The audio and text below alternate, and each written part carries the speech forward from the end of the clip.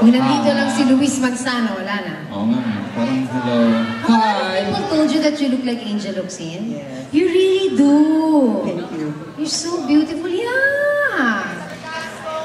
Hindi lang to Darna, ano na rin. Logo na rin. Ang isa pang magandang katulad mo ay may boyfriend na.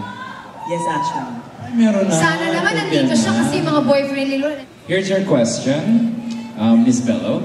If you are to be given this chance to be a part of the amazing show, how will you elevate or improve the cultural consciousness of the Filipino community for them to appreciate? Para ma-appreciate naman nila yung amazing show natin dito and accept it as its own.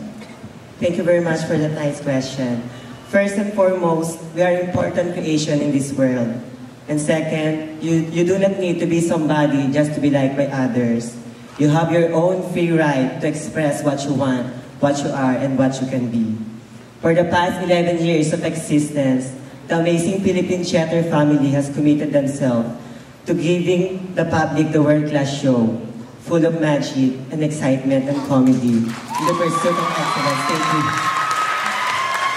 For 7 years, these prestigious, amazing Philippine beauty pageants continue to inspire the trans Pinay all over the Philippines with its primary objective of uplifting all negative impressions of gay beauty pageants.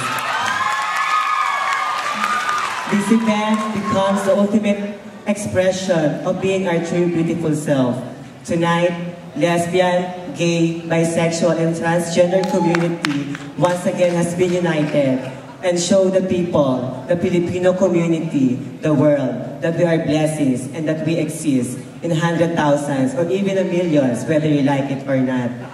Being a part of this pageant becomes a fulfillment for us, a dream.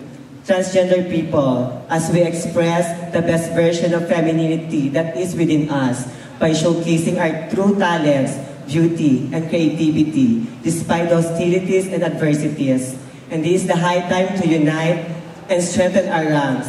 The amazing Philippine Theater family is truly blessings from above. A gift from the Filipino transgender community. May God continue to bless this family. Thank you very much.